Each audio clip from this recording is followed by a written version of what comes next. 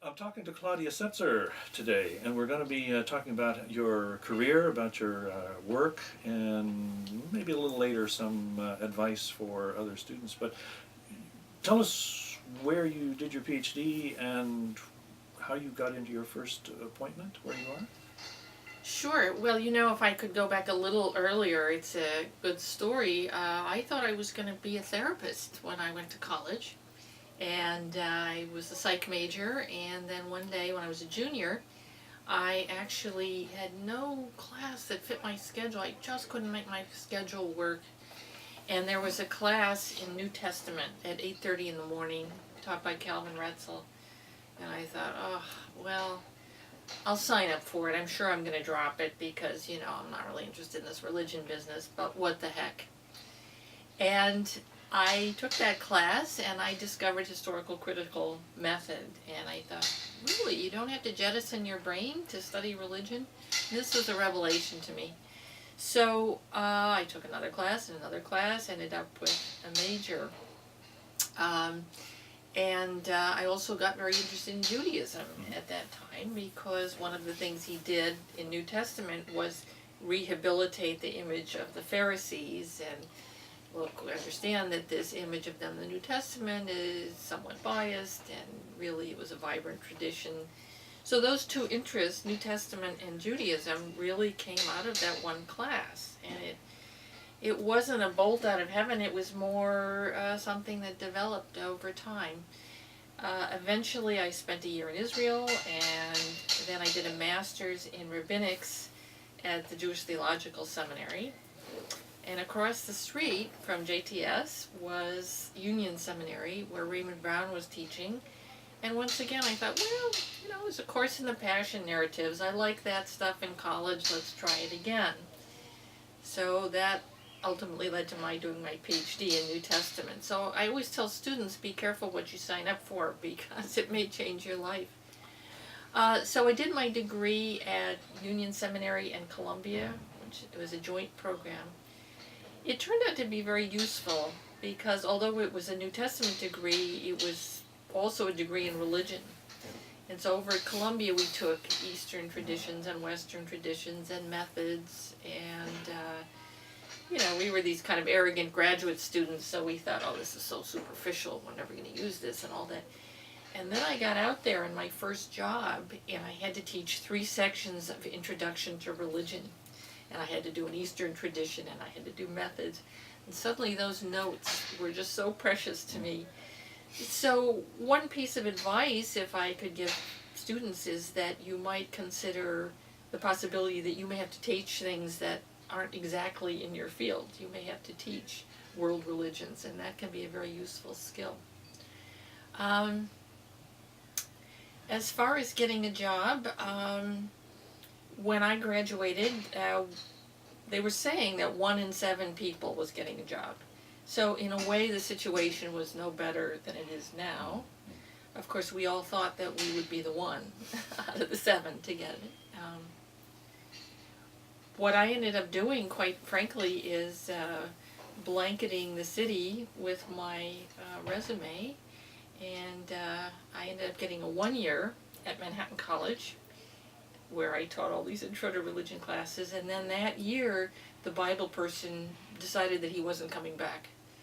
So that position opened up, and I've been there for over 20 years. So I think getting a job is like anything in life. You have to put forth the effort, and you have to have a little luck. Yeah, I've described it as, in a sense, it's almost like being struck by lightning. The odds are that you probably won't be, but that there are things that you can do to enhance the possibility of a lightning strike, like standing out in the rain with an iron rod in your hand or the equivalent. And so the trick is learning what kinds of things to do to enhance the possibility of being struck by lightning in the job process. Yeah. So tell us about you're at Manhattan College, and it's basically undergraduate degrees. And and your own area, you're in a department, I think you said, of about 11 people with different areas. So are you mainly located in teaching Bible-related things and Judaism, things like that? Yes, I teach New Testament, I teach Judaism. I've also had a chance to branch out. I teach the Bible and American culture, Right. which is something I've gotten interested in. You know, once you get a job, if you're in a good place and you have a doctorate, you really have a chance to you know, experiment with ideas. And in our department, you know, people get interested in things. They work with each other. I did a book with my Americanist colleague on the Bible and American culture. So, yeah, it's a Catholic school. And I think in some ways the Catholic schools are going to say biblical studies because, well, our school requires 3 religion courses from every student, no matter what their major. So that's a lot of people teaching a lot of religion. Of course, we do theology and ethics and all that sort of thing too. So I teach Bible, I teach Judaism, I teach things I'm interested in. I just took up Bible and film recently, thinking about film as a form of modern midrash and in a way of interpreting the Bible. But I also still teach the Intro to Religion class, and we all teach that. So that's coming useful. And it's really enhanced by my theology colleagues. I find myself quoting them, and we are kind of in and out of each other's offices talking about ideas. So it's really a wonderful working environment. And one of the other skills probably that aspiring scholars should develop is not simply their languages or whatever, but also maybe some collegial social skills, which isn't always an attribute of academics, but is probably a good attribute if you want to both get a job and get along with people in a department. Yeah, certainly that first impression that you make, you know, people have to think, well, this is someone I want to as a colleague. And I've heard people compare it to getting married, that once you tenure someone, you're with this you're person stuck with them. for life. Yeah. I just read this novel, Stoner, which has become very popular, and it's an academic. The 2 senior people, basically, they have a falling out early in the career, and then they don't speak to each other for 20 years. And I have a feeling that actually does happen in some departments. And, you know, you spend a lot of your life at work, so to the extent that you can make it pleasant for yourself and others, the better. Now, how do you combine with teaching responsibilities and certain, you know, obviously administrative work and family responsibilities? You've also maintained a productivity of publishing and books and serious work. So how do you balance those various obligations in your particular setting? I think it's really a juggling act. I wouldn't say anyone does it perfectly or successfully. If I could just, it's kind of an aside, but I don't think the problem of women in the workplace has been solved in any way. How do you raise children and have a job and feel like you're giving everything to your scholarship? You know, I would say about 10 years ago or maybe more, we were very hopeful. We were thinking that there was going to be on-site daycare, and there was going to be more flex time in businesses and things. And of course, that hasn't worked out at all with the economic situation. I think it's become more tight and more difficult. Do women in particular maybe have to sort of go with different periods of comparatively more devoted to one aspect of their life and more to others long term, or do you see any differences in career patterns with men and women? I've seen a number of younger women who seem to have their children once they get that first job, and then of course you're juggling like crazy those first few years of teaching. I happen to have my children in graduate school, and that worked out very well. I had the first one in January, and came back to class, you know, the end of January. I think I took something pass-fail instead of taking it for a grade. And the other one I had in the summer, right before I started my dissertation. So it's just a juggling act. I had a very supportive husband who was also an academic, so, you know, we kind of shared the duties and we just kind of made it work. But I think it's really not, it's not easy. Those first few years as a professor, as a young professor, I was working till 11 at night. I was working all day Sunday. I was working Saturday night, grading papers or writing or something like that. So it's tough. I don't think there's any magic solution, but if you have a supportive spouse, that can help. And of course now, you know, many families are quite egalitarian, so men are facing the same issues. What you mentioned earlier, or alluded earlier to maybe trends in higher education.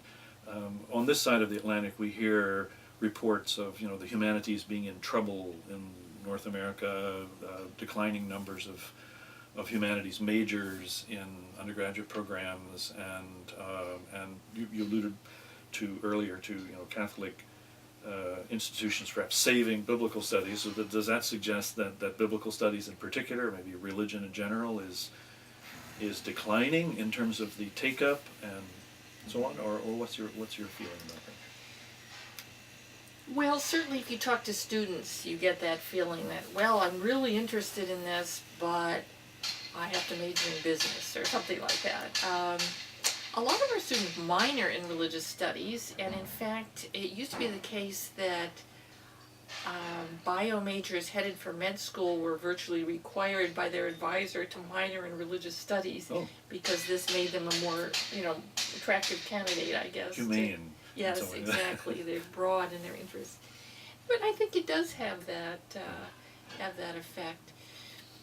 In some ways, I think it's in decline. In some ways, I don't. I know there was a recent SBL study that said that hiring has pretty much stabilized, and the largest numbers of hires were in New Testament, and I think the second largest were in Islamic studies. So that would suggest everything is fine. But there are other problems. Adjunct rate is very high. I mean, the statistic that people cite is that 50% of college courses are taught by adjuncts. That's certainly not the case at our place, but probably at public universities there is a temptation. It's piecework and they're inexpensive. So there'd be sort of non-renewable, in principle, term appointments or part-time appointments or whatever. Or even course by course. I mean, you have people teaching a course here and a course there and driving around and driving themselves crazy. And that's a temptation, I think, for new PhDs to become adjuncts. I think in some ways it's a good idea because that can be an entree into a department. That, hey, they know you, you're a good teacher, the students like you, etc. But at a certain point, you're probably being used. If you've been there 10 years and there's no sign of any interest in you, then I would think you would perhaps want to question if you want to keep doing that. I don't know how that's going to change because, frankly, it's a money saver for universities. And it can be a boon to a new professor, but it can also be a danger, I think, if you kind of just get stuck in that.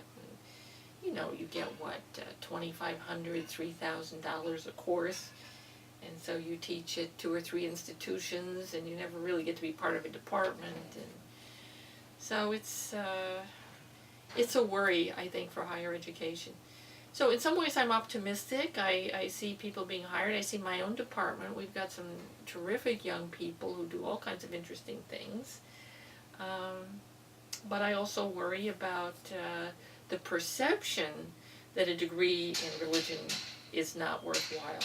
It's only a perception because the truth is anyone who can write clearly and think clearly and communicate is enormously valuable to an employer.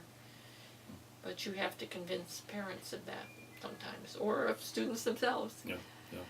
I remember being asked when I was in a Faculty of Arts in Manitoba, parents saying, what can my child do with an arts degree? And my standard answer was nothing in particular, but quite a lot actually. Unlike, let's say, chemical engineering, it does not slot you for a particular post labeled as such.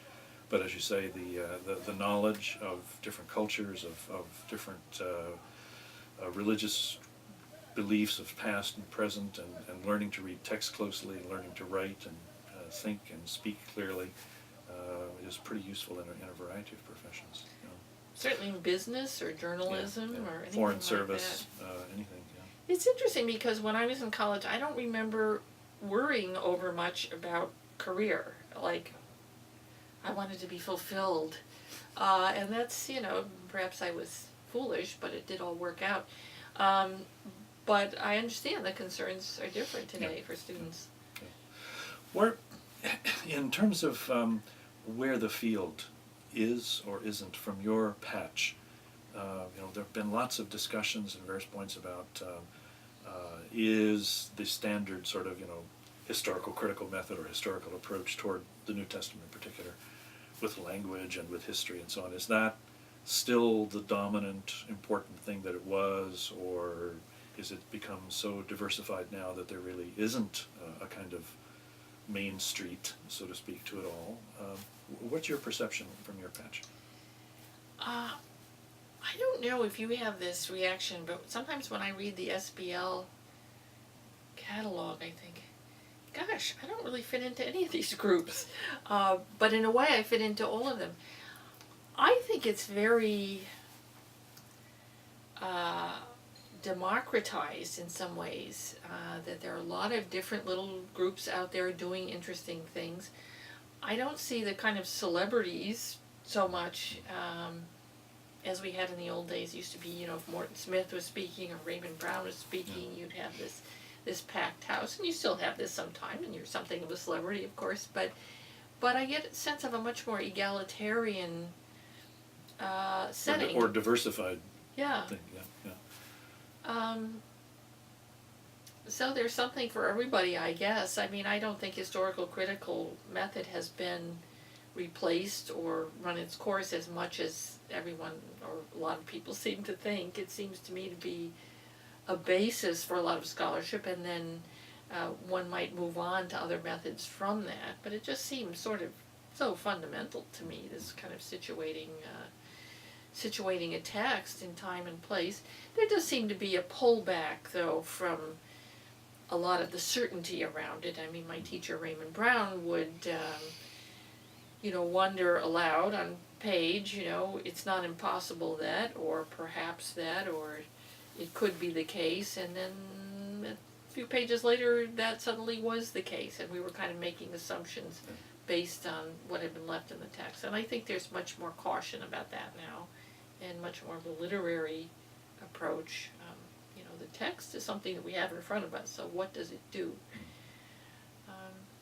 Yeah, I have wondered whether we can say, in terms of the question of where is, if there is a center to the field, or if there is any kind of coherence, what is it? And I think it's probably difficult, from my standpoint, to say anything other than the text themselves.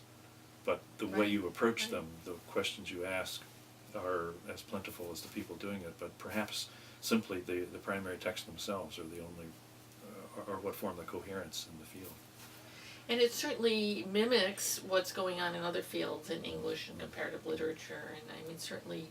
Although in our field, perhaps about 10 to 20 years after the other fields. It's true. Well, feminist criticism, I don't think it's going away, but that was really dominant for a while.